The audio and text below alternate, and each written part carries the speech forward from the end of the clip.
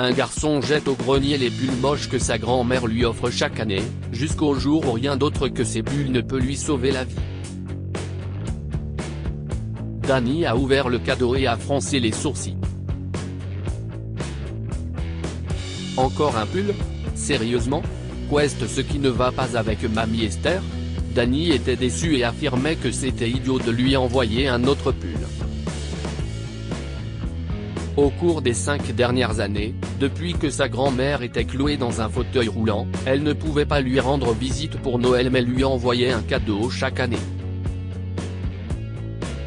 La première année, Dany était tout excité lorsqu'il recevait un cadeau, mais après avoir reçu que des pulls pendant 4 années consécutives, l'enfant de 11 ans n'a même pas pris la peine de montrer de l'excitation en ouvrant son cadeau. Pourquoi ne m'offre-t-elle pas quelque chose que je veux? Ronchonne Dany. Maman, dis-lui d'arrêter d'envoyer ces pulls. Je les déteste. Dany, chérie, si est-il impoli, dit sa mère. Tu sais que grand-mère les tricote avec amour. Le moins que tu puisses faire est de l'appeler et de lui dire merci. Vraiment, maman? Dit Dany avec amertume. Tu es impossible. Je vais dans ma chambre. Dany a laissé le pull sur le canapé du salon et a disparu dans sa chambre. Papa et moi allons faire les courses de Noël, Dany, lui dit sa mère après un moment. Assure-toi que le sapin soit décoré pendant notre absence. Tu as promis que tu m'aiderais. Je vais le faire, maman, a crié Dany. Tu n'as pas besoin de me le rappeler comme un stupide réveil. Dany était de mauvaise humeur, et c'était la faute d'Esther. Pourquoi elle lui a encore envoyé un pull? Il lui avait dit l'année dernière au téléphone qu'il voulait vraiment la PlayStation, et pourtant elle lui a envoyé un pull. Sérieusement? J'en ai marre de ces pulls, a grogné Dany. Je ne veux plus les voir. Alors quand ses parents sont sortis faire les courses ce jour-là, c'était la veille de Noël, il a retiré le pull du canapé et l'a jeté au grenier comme il le faisait chaque année. Si est-il là que doit se trouver ce stupide pull? En fait, non, je vais m'assurer de le garder quelque part où personne ne pourra le trouver. Fou de rage, le petit garçon a grimpé les escaliers du grenier, a rassemblé tous les pulls qui traînaient et les a fourrés dans une boîte en carton. Heureux de ne plus avoir à revoir ce pull, Dany sourit et décide de quitter le grenier. Mais il n'a pas pu. La porte était bloquée. Il a déployé toute sa force pour l'ouvrir mais en vain. Oh non, cria-t-il, terrifié. Maman, papa, je suis coincé ici. Ouvre la porte. Puis il s'est rendu compte que ses parents étaient partis faire des courses. Le cœur de Dany s'est mis à battre plus vite. Il décida de crier à l'aide par la fenêtre cassée du grenier, mais il était trop petit pour l'atteindre. Ce n'est pas grave. Maman et papa vont bientôt rentrer et m'aider. Pensait Dany. Il s'est assis sur le sol et a décidé d'attendre. Il attendit, et peu à peu, l'après-midi devint le soir. Le grenier est devenu plus sombre et plus froid. Il frissonna lorsque la brise passa par la fenêtre cassée. C'était glacial. Pourquoi maman et papa ne sont pas encore rentrés? Qu'est-ce ce que je dois faire? Dany s'est serré contre ses genoux et a commencé à pleurer. Il fait si froid ici, maman, sanglote-t-il.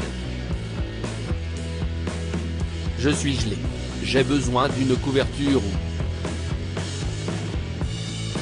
Si est-il là que Dany a compris. Les pulls d'Esther. Il pouvait les mettre. Dany s'est précipité vers la boîte, a sorti un pull, et l'a mis.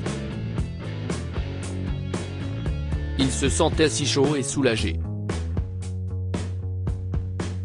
Comme le sol était froid aussi, il a utilisé le N2 comme tapis et s'est assis dessus. Mais il faisait toujours froid.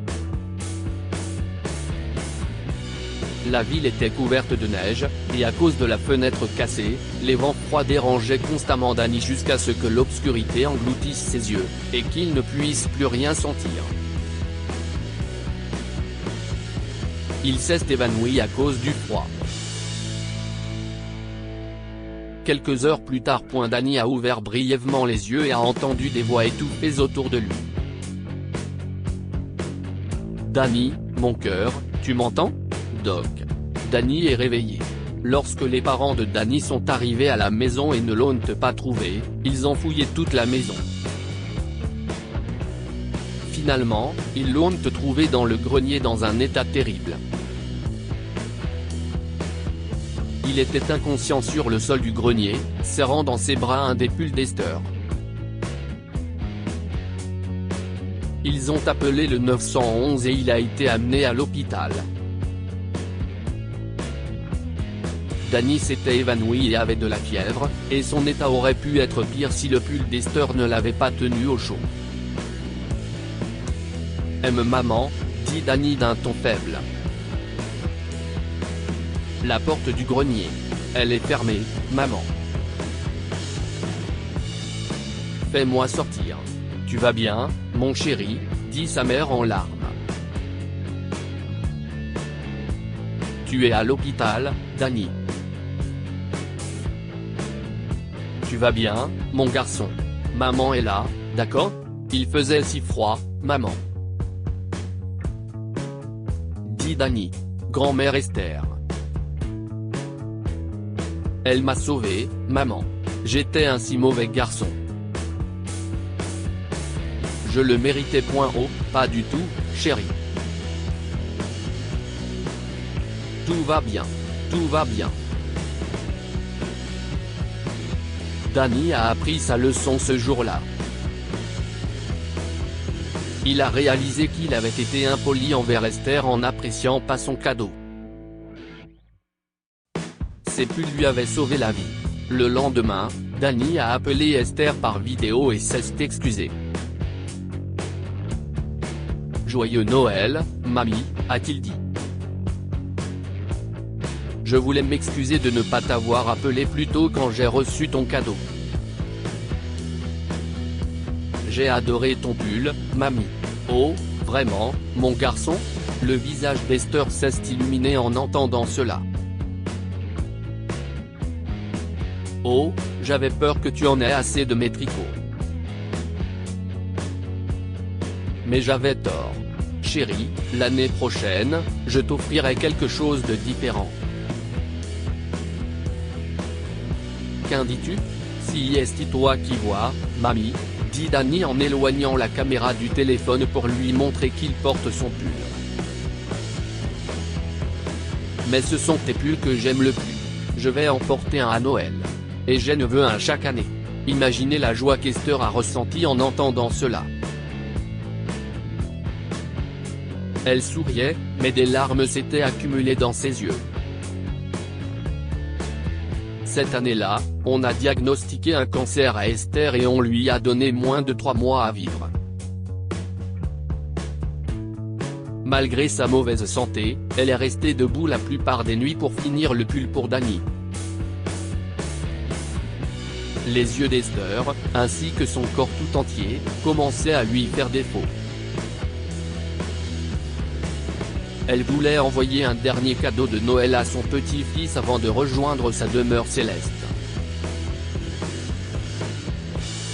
Ainsi, lorsque Dany a appelé et apprécié son cadeau, Esther a souri malgré les larmes qui coulaient dans ses yeux. Elle ne voulait pas qu'il la voie pleurer, car elle souhaitait que son petit-fils se souvienne d'elle souriante et heureuse. Et avant de rendre son dernier soupir, elle a laissé une lettre à Dany sous son oreiller. Elle disait « Mon très cher Dany, je suis désolé, mais je ne pourrai pas t'envoyer de cadeau de Noël l'année prochaine. J'ai cette terrible maladie, et elle m'empêche de voir mon petit enfant.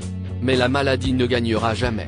Même après ma mort, je taillerai mon petit-fils. Je suis désolé de ne pas avoir été capable de t'offrir. Oh, mon garçon. Comment tu appelles ce genre de jeu? Cette station quelque chose. Désolé, grand-mère Esther a une mémoire terrible. Achète ça pour toi, Dany. Je t'aille laisser l'argent ici.